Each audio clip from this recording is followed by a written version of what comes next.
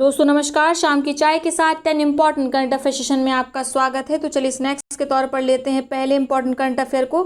हाल ही में भारत ने किस देश के साथ 5 इको टूरिज्म जोन विकसित करने के लिए अनुबंध किया है? तो अभी हाल में भारत ने मालदीव के साथ 5 इको टूरिज्म जोन विकसित करने के लिए अनुबंध किया है।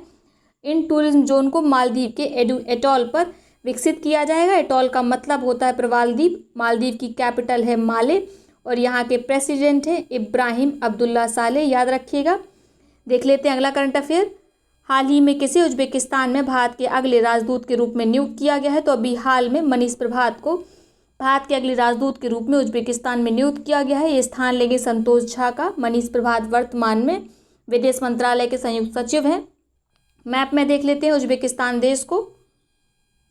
ये रेड कलर से आउटलाइंड आप कंट्री देख रहे हैं, ये है उज्बेकिस्तान। यहाँ की कैपिटल है ताशकंद। इसके पड़ोसी देशों की कैपिटल भी देख लेते हैं। तुर्कमेनिस्तान की कैपिटल है अश्गाबाद, ताजिकिस्तान की कैपिटल है दुशानबे, किर्गिस्तान की कैपिटल है बिश्केक और कजाकिस्तान की कैपिटल है नूर सुल्तान। 2019 के पहले कजाकिस्तान की कैपिटल अस्ताना थी। यहाँ के राष्ट्रपति नूर सुल्तान नजरबायेव के नाम पर इसका नाम बदलकर नूर सुल्तान कर दिया गया है। अगला प्रश्न है, Indian council for research on international economic relation के नए चेयरमैन के रूप में निम्नलिखित में से किसे नियुक्त किया गया है? तो अभी हाल में प्रमोद भसीन को Indian council for research on international economic relation के नए चेयरमैन के रूप में नियुक्त किया गया है। ये दिल्ली स्थित एक थिंक टैंक है जो विश्व में कैसे भारत इकोनॉमिक रिलेशन बनाएगा विभिन्न देशों के साथ, इस पर विचार करता है। प्रमोद भसीन के पहले ICRIER की चेयरमैन थी एसरजज अहलूवालिया। ये 15 साल से लगातार इसकी चेयरमैन थी। हाल ही में इनका स्वास्थ्य गड़बड़ हो गया, जिसके बाद उन्होंने अपने पद से इस्तीफा दे दिया और प्रमोद भसीन बन गए हैं नए चेयरमैन। एसरजज अहलूवालिया ये मोंटेक सिंह अहलूवालिया की पत्नी हैं। फोर्ब्स की दुनिया में सर्वाधिक कमाई करने वाले टॉप 10 अभिनेताओं की सूची में निम्न में से कौन इकलौते भारतीय अभिनेता शामिल हैं? तो अक्षय कुमार शामिल हैं टॉप 10 सबसे ज़्यादा कमाई करने वाले अभिनेताओं की सूची में। ये हैं 6वें नंबर पर विश्व में। पहले नंबर पर है ड्वेन जॉनसन, इन्हें आप जानते होंगे, रॉक के नाम से हैं ये मशहूर। ये इंस्टाग्राम में भी सबसे ज़्यादा कमाई करने वाले सेलिब्रिटी हैं, याद रखिएगा। भारतीय सशस्त्र बल द्वारा चीन के साथ तनाव के बीच किस परियोजना को पुनर्जीवित करने की घोषणा की? तो भारतीय सशस्त्र बल द्वारा प्रोजेक्ट चीता परियोजना को पुनर्जीवित करने की घोषणा की गई है। इसके अंतर्गत जो ड्रोन्स भारत और चीन सीमा पर तैनात हैं, कौन से ड्रोन तैनात हैं? हेरॉन ड्रोन, जिन्हें हमने इजराइल से खरीदा था। ठीक है, ये ड्रोन अब केवल निगरानी नहीं करेंगे, इन ड्रोन को लैस किया जाएगा विभिन्न मिसाइलों लेजर बमों से, ताकि ये न केवल निगरानी करें बल्कि डिस्ट्रॉयर ड्रोन की भी भूमिका निभाएं, नष्ट करने वाले ड्रोन की भी भूमिका निभाएं। कोई भी चीनी सैनिक या चीनी टैंक यदि भारतीय सीमा में प्रवेश करेगा तो ये ड्रोन उनकी खोपड़ी खोलने में सक्षम है।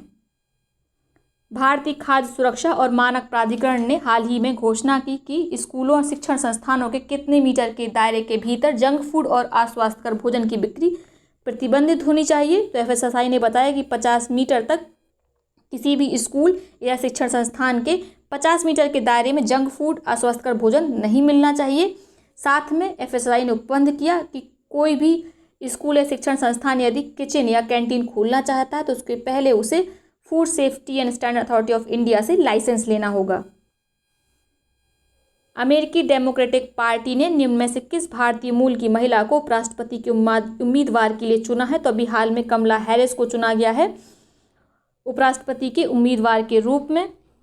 साथ में आपको फ्रिया ठकराल भी याद होंगी, मैंने आपको बताया था। ये 13 वर्षीय स्कूली छात्रा हैं दिल्ली राज्य की, दिल्ली केंद्र शासित राज्य की। वेल्स की राजकुमारी डायना की जयंती पर रिसाइकलर ऐप विकसित करने के लिए इनको डायना पुरस्कार सम्मानित किया गया था।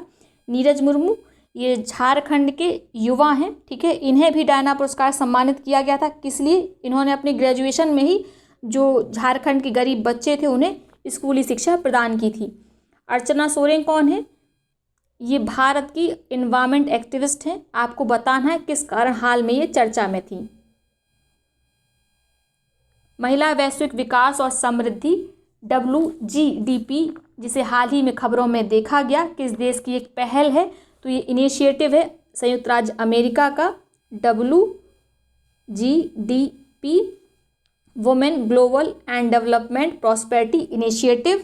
ठीक है, महिला के आर्थिक विकास को बढ़ावा देने के उद्देश्य से 2019 में अमेरिका ने इस पहल को शुरू किया था, चर्चा में क्यों है? भारत के रिलायंस फाउंडेशन ने US agency for international development और संयुक्त राज्य अमेरिका की WDGP के साथ एक साझेदारी की है, जिसके अंतर्गत डिजिटल लिंग भेद को कम किया जाएगा, महिलाओं को सशक्त बनाया जाएगा। इसके लिए रिलायंस फाउंडेशन ने WGDP वुमेन कनेक्ट चैलेंज शुरू किया है। ठीक है, याद रखिएगा, WGDP महिला कनेक्ट चैलेंज या वुमेन कनेक्ट चैलेंज किसने शुरू किया है? रिलायंस फाउंडेशन ने। हाल ही में किस भारतीय तटरक्षक बल के लिए अपतटीय गश्ती पोस्ट OPV को लॉन्च किया गया है? तो अभी हाल में सार्थक नामक ऑफशोर पेट्रोल व्हीकल को लॉन्च किया गया है। इसे गोवा शिपयार्ड ने बनाया है, ये पूर्णतः स्वदेशी है, याद रखिएगा। 2021 टोक्यो ओलंपिक में भारतीय टीम का आधिकारिक प्रायोजक कौन होगा? तो आधिकारिक प्रायोजक होगा आइनॉक्स समूह, याद रखिएगा। इंडिया 75 समिट मिशन 2022 किस संगठन द्वारा आयोजित किया गया है? तो इसे आयोजित किया गया है CII के द्वारा, कन्फेडरेशन इंडियन इंडस्ट्रीज भारतीय उद्योग परिषद द्वारा। भारतीय उद्योग परिषद का मुख्यालय नई दिल्ली में, इसके हेड हैं उदय कोटक। इसका विषय क्या था? री इन्वेंटिंग टेक्नोलॉजी इन इंडिया। चलते हैं अगले प्रश्न की तरफ। 70वीं वर्षगांठ ग्रैंड प्रिक्स 2020 की विजेता कौन है? तो इसके विजेता हैं मैक्स वर्स्टापेन। इन्होंने 1.5 सेकेंड से लुइस हैमिल्टन को हरा दिया। ठीक है, यानी पहले नंबर पर है मैक्स वर्स्टापेन और दूसरे नंबर पर है लुइस हैमिल्टन।